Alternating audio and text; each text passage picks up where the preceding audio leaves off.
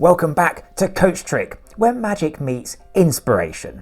Get ready for an extraordinary journey into the realms of mind-bending wonder. In today's tutorial, we're diving into a self-working card trick that will leave your audience utterly mystified. Picture this: the spectator thinks of a random number and selects a random card from a shuffled deck. Now, here's the jaw dropper. Without any sleights or fancy moves, the magician not only reveals the secret number, but also identifies the chosen card. It's a feat so baffling, it seems like actual mind reading. And even better, anyone can perform this inexplicable trick effortlessly. No complicated moves, just pure magic that defies explanation. As ever, be sure to stick around as we reflect on the connection between mastering magic and unlocking doors to wider success. Okay, get ready to amaze. Grab a deck and let's go.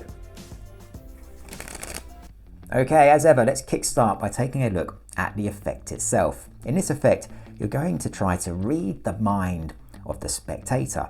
And when you perform this effect for real with an actual spectator, it's going to appear exactly the same. So you're going to start by asking the spectator just to shuffle the cards, and they really can shuffle the deck as much as they like because the cards really are mixed up. And you can prove that they really are all mixed up by showing them to the spectator, like so. You can now gather up the cards and place the deck on the table. You're now going to ask the spectator to secretly think of a number between 1 and 13. And it's a totally free choice, but just ask them to think of that number. So let's say in this instance, they're thinking of the number 10. You're now going to ask the spectator to take the deck, and you're going to look away so you can't see what's going on. And you're going to ask the spectator to silently deal to the table a number of cards corresponding to the number they're thinking of. So in this instance, they're going to deal 10 cards. Remember, you're looking away so you can't see.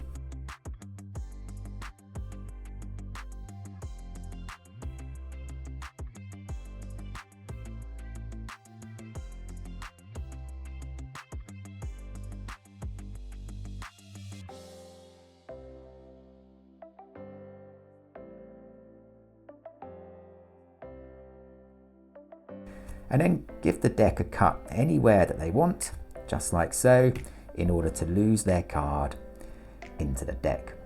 At this point, you can now turn back around. The spectator is thinking of a secret number and have also selected a card which is now lost somewhere in the deck. You're going to ask the spectator to really visualize their secret number and their selected card, because now you're going to try to identify them. So ask them to really think of the number and the card as you try to identify what they might be. So you're just going to look through the cards. Ask them to really think of that number and that card. And you're just going to try to see if you can identify them. Now the card is not really coming through. It's a bit blurred. I'm not really picking up on that. No, it's a bit blurry. But what I am getting, I think, is the number. I'm getting a couple of numbers. I think the number the spectator is thinking of is definitely either this number, or it could also be this number here. It's definitely one of the two. So what's coming through to me is the number the spectator is thinking of. And I think that's represented by one of these two cards here. You're going to ask the spectator to help you make the final choice. Ask them just to cast their hand over the cards and to use their intuition to choose just one, and that's the one we'll use. So let's say they select this one just here. We no longer need this card over here. So let's just recap exactly where we are. Starting with a shuffled deck, the spectator secretly thought of a random number. They used that to select and return a card to the deck. You asked the spectator to visualize their number and card as you tried to identify them. You think you managed to identify 2 cards that represented the spectator's number, and we've now narrowed that down to 1. There's no way that anybody could have known the number or the card that the spectator was thinking of. So now, for the first time, ask the spectator to reveal their secret number. They'll obviously reveal it was the number 10, and you can reveal that right here, this card is indeed the number 10. So you've identified the secret number. What we didn't manage to do was identify the selected card. So now for the first time, you can ask the spectator to reveal the value of their card. They would of course reveal, in this instance, it was the 8 of hearts. And now you can reveal a second miracle as you explain that actually the 8 of hearts is pretty easy to find, because the 8 of hearts is actually just over here. This is a great effect. It just seems totally impossible that you could ever identify a number that a spectator is merely thinking of. And yet you will get that number every single time, and complete with a kicker ending as you also find their selected card. So stick around, because now I will show you exactly how it works. Okay, so now for the secret to this double miracle. You start off with the spectator giving the deck a shuffle, and this is what adds to the effect and just makes it seem totally impossible. The cards really are mixed. Now, in the act of showing the cards all to be mixed up, you're secretly going to note the value of the top card and the value of the bottom card. So show the cards to be mixed. Remember the King of Diamonds at the top and the 10 of clubs at the bottom. And with those cards remembered, you're all good to go. So you can now ask the spectator to think of any number between 1 and 13. It really is a free choice. Let's say in this instance they're thinking of the number 8. You're going to ask them to take the deck, and as you look away, you're going to now ask them to deal the number of cards corresponding to their number to the table. So in this instance, 8 cards.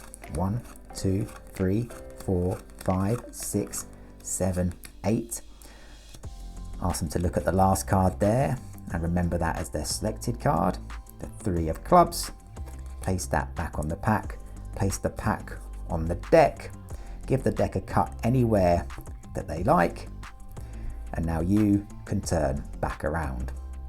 At this point, you're now going to try to read the mind of the spectator, asking them to think of their number and card. And as they're doing that, here's the real secret. As you're looking through the cards, pretending to try to discover the number and the card, you're secretly looking for your key cards. So remember, in this instance, it was the King of Diamonds and the 10 of clubs. Now, in order to get to the number the spectator is thinking of, you're simply going to count the number of cards in between your 2 key cards and then add 1. So in this instance, we'll start with the King of Diamonds, which is our original top card, and then count the cards. 1, 2, 3, 4, 5, 6, 7, until we get to our second key card. And then we're going to add 1 to the 7, which gives us 8. So we know the spectator's secret number is the number 8. Now you're going to cut the deck so that the 10 of clubs, our original bottom card, goes back to the bottom of the deck, and the spectator's selected card, the 3 of clubs here, goes to the top of the deck. And you're performing this all under the act still of trying to discover the secret number and card. But you now know the secret number is 8. So what you're now going to do is just to remove a couple of 8s from the deck. Any 8s will do, so let's say we just select this one just here, and you'll also remove another 8. And you're going to explain how you think the spectator's secret number is one of these numbers. But obviously these are both the same number. So we now have 2 8s here representing the spectator's secret number, and unknown to the spectator, we also have their selected card, the 3 of clubs, on the deck over here. So just ask the spectator to help you choose one of these cards in order to narrow it down. Obviously it doesn't matter which card they choose, they're both the same. Let's say they select this one, you can place the other card into the middle of the deck. All that's left to do now is to reveal how this card over here is matching the number they're secretly thinking of, which is of course the number 8. And then to amaze them as they reveal the value of their selected card, which you then reveal to be just over here, the 3 of clubs. This really is a great double miracle. It's simple to perform, yet seems totally impossible. So take this one, practice it, go out there, perform it, and of course, above all else, have fun. And there you have it. You've just unlocked the secrets to a mesmerizing card trick that seems to defy the laws of logic. As you practice and perfect this inexplicable feat, remember that the journey into magic is more than just entertainment. The skills you develop in magic, like focus, precision, and a touch of showmanship, are the very ingredients that can lead you to success in all areas of life. So let the wonder you create in magic inspire the extraordinary in your everyday endeavors. Don't forget to hit that like button, share your magical journey in the comments, and of course, subscribe for more amazing and inspiring tutorials. Until next time, keep the magic alive, keep moving forwards, and take care.